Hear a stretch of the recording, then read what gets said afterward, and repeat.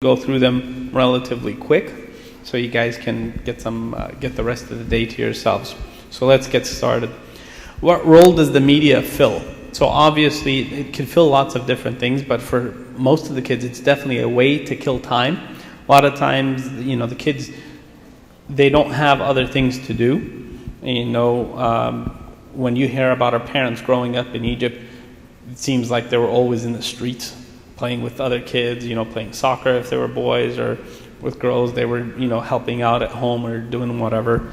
But for our kids, it seems like, the amenities of technology have made it so that life is a lot easier for us, which means we have a lot more time. And because we have a lot more time, they have to kill that time somehow. A lot of them choose to use media to do so. It's also a way to connect with others. It's also a way to get information. We were going to put news here, but a lot of times, the stuff that they end up reading isn't really exactly news. It's just information. Some of it's bad. And then something that has value in their lives, and for each person it's different. And what I mean by that is things like Snapchat, Twitter, Facebook. They'll take certain pictures of themselves and they'll put it on there, and the goal of that a lot of times is to hear feedback from other people. And so for some of them it can serve as a source of part of their identity and part of where they get their self-worth, which is not the best place to get your idea of self-worth. So we'll get into the solution to the problem. Number one, it's obviously not an easy fix. It's very difficult. But our failure is in saying no, but not offering a substitute.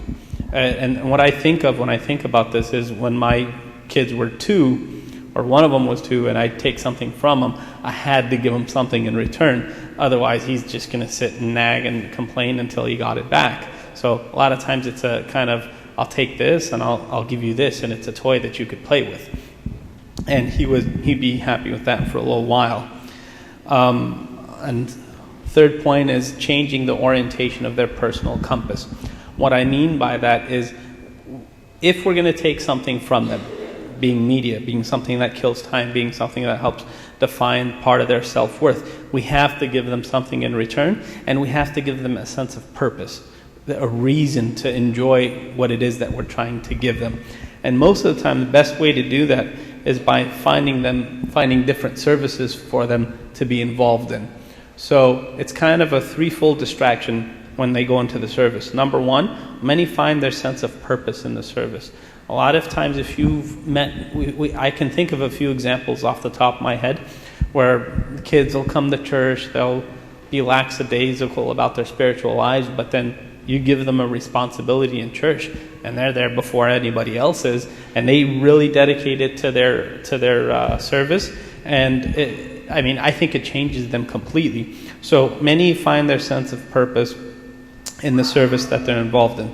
They'll also find a healthy way to find a sense of worth, which many are looking for. So finding a sense of worth is not something that's bad. It's where you choose to place that emphasis on, what am I worth? That could be the dangerous part. If I place that sense of worth in something like Twitter, my friends on Twitter, my friends on Facebook, whatever, if I annoy or bother the wrong person, they can destroy my ego, they could destroy my sense of worth, etc. But if I place it in something like helping others, that's going to be a good, healthy way for me to get a sense of worth, self-worth.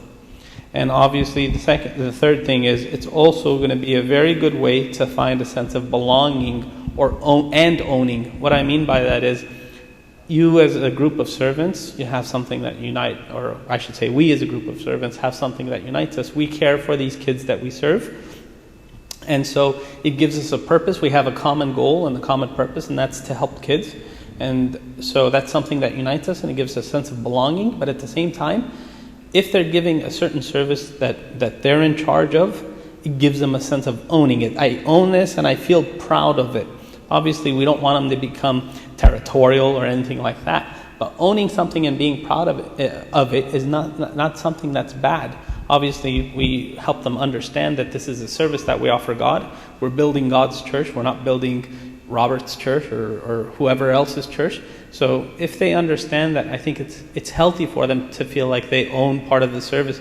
They own something that they work hard on, and God's going to bless them for that. I think that's a good feeling for them to have.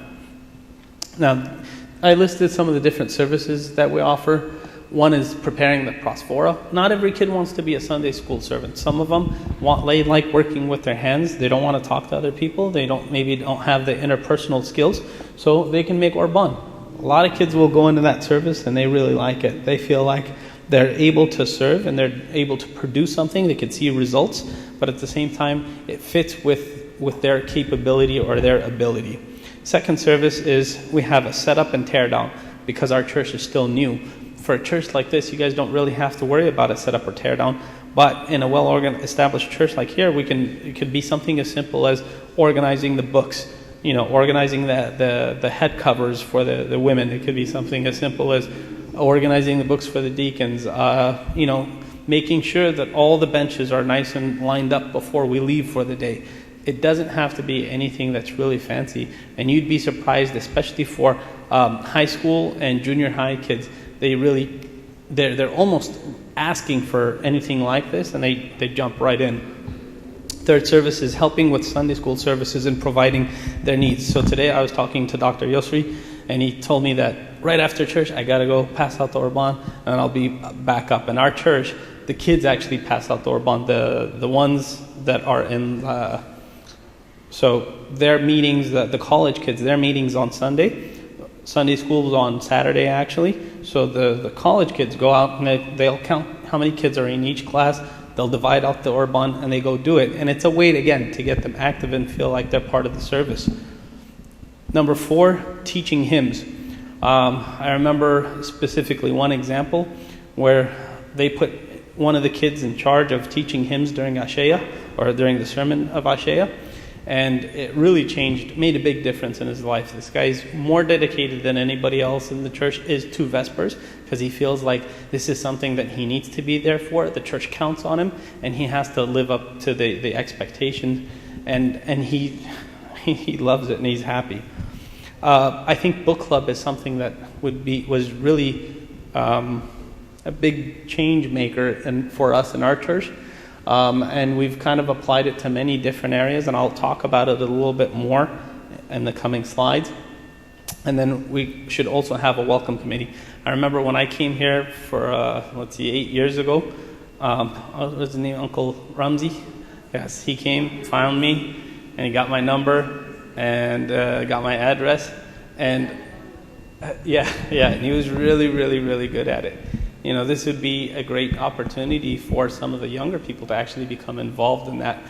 So when they see somebody who's younger that comes in, they can approach them. Maybe not the people that are older that just came from Egypt that they can't really communicate with, but maybe someone who's younger, someone they haven't seen before. Have a welcome committee, somebody who can approach those younger people, get their number, get some information. Again, it gives them a sense of belonging. It gives them a sense of, I'm working for the Church of God. And then we also have community outreach in the form of, we've had feeding the homeless.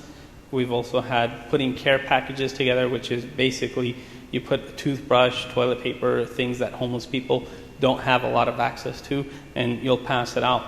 Kids love this stuff, absolutely love it. Because again, sometimes they lack the interpersonal communication skills. They don't feel comfortable talking about their faith. They don't want to give Sunday school lessons. But you give them something to do with their hands, you give them something where they could exert energy and effort, and they love that. So, second point is to divide and conquer. So the first was to find the service, second is divide and conquer. And what I mean by that is placing enough servants, if possible, in each class to break up the kids into groups of 3 to 5 groups within a class. And so let's pretend like we've got 4 servants, and we've got a group of 20 kids. So that'd be 5 kids assigned to each servant.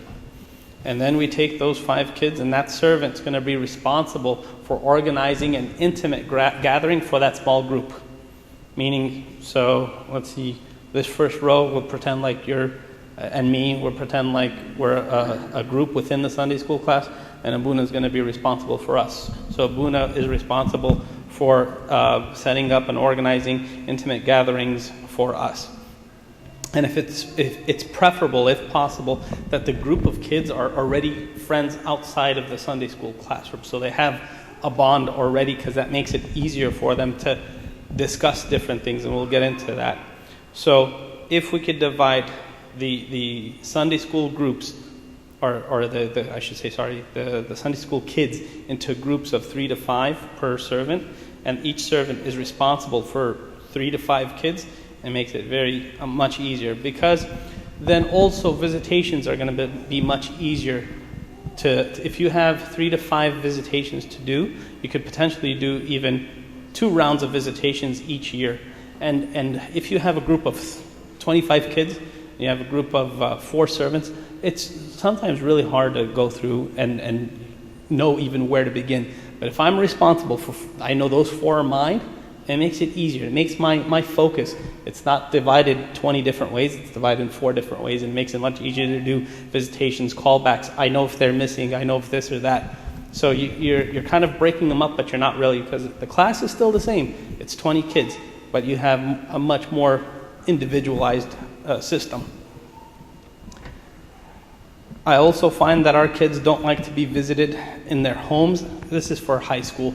Maybe not for the younger groups. They don't like to be visited in their homes.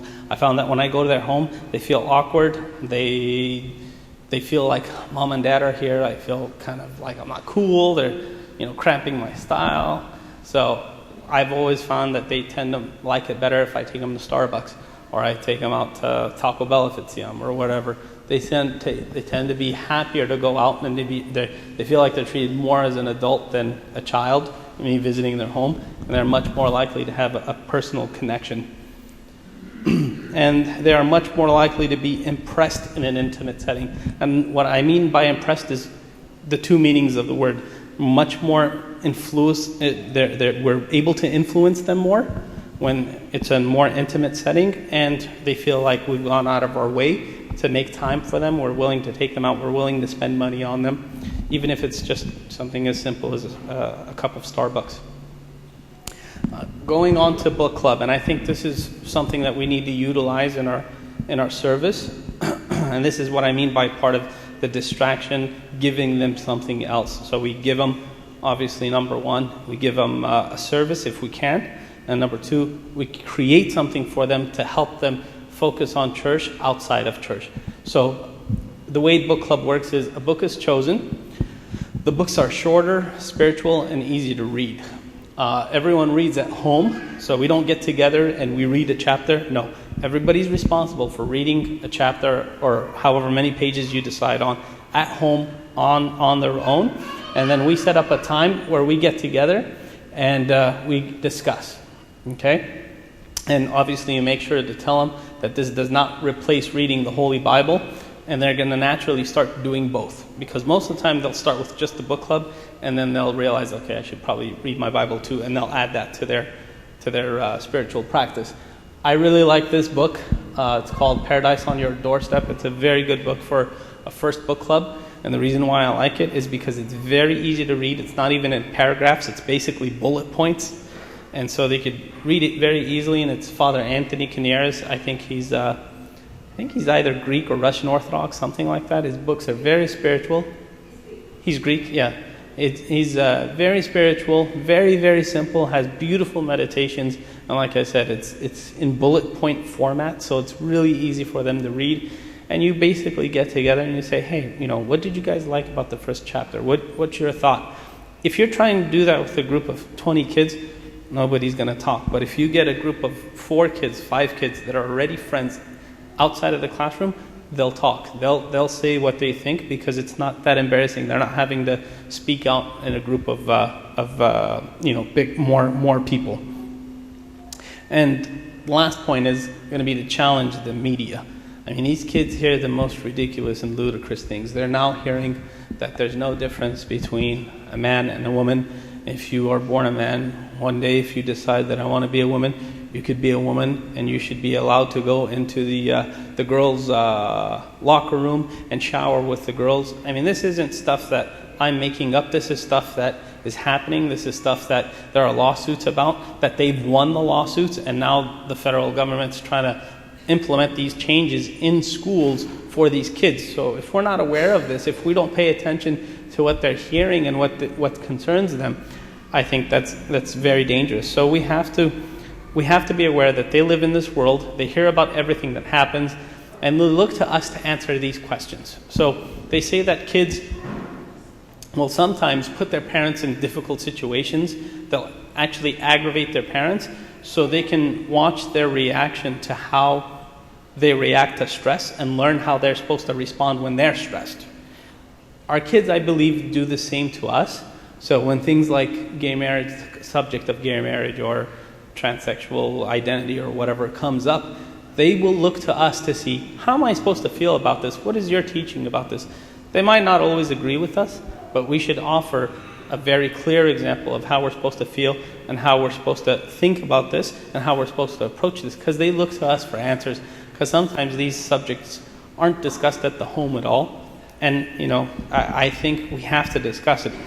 And the reason why we have to discuss it is because they're going to form these opinions whether we like it or not. If we decide we're not going to discuss these things, we're not going to discuss what they hear in the media, whether it's going to be something as simple as all these selfies that they're taking nonstop, or something as complex as, gay marriage, which, has many different aspects that they might want to get into and stuff like that. If we don't discuss it, they're going to form these ideas or these opinions on their own, whether we like it or not. And they already have many times. If for those people that were here yesterday with the high school class, they've already formed opinions on whether they believe the government should tell people that they have a right to be involved in a homosexual marriage or not. They're not waiting for us to tell them, yeah, okay, well, this is how you're supposed to feel about it. Many times they already know how they feel about it, and it's our job to discuss those feelings and get them out there and set the record straight. We need to have an answer to why. And we don't believe what popular culture tells us other than the Holy Bible. What I mean by that is, if they come to us and say, why don't we believe in gay marriage? Obviously, we know what the Bible says, but that's not going to be enough for them. They're not going to accept that. They want to know, well, why does the Bible say that? Why can't it be? The Bible was written, hundreds of years ago. We have to be able to come up with reasons of, well, there are other implications aside from, the spiritual aspect of it. There are other implications that affect children, that affect, the family unit, that affect society as a whole, etc. We have to be able to lay out those reasons. I'm using gay marriage because obviously that's the one that's the most common now, and the trans rights, that's the other big thing.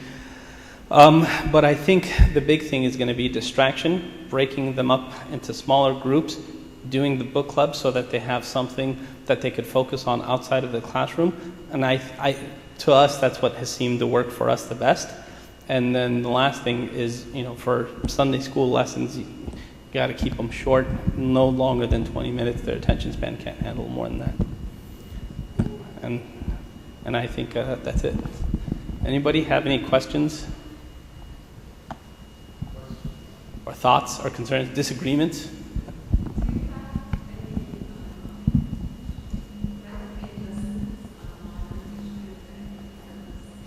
Okay, question is, do I have any ready-made lessons on modern issues that I could send you?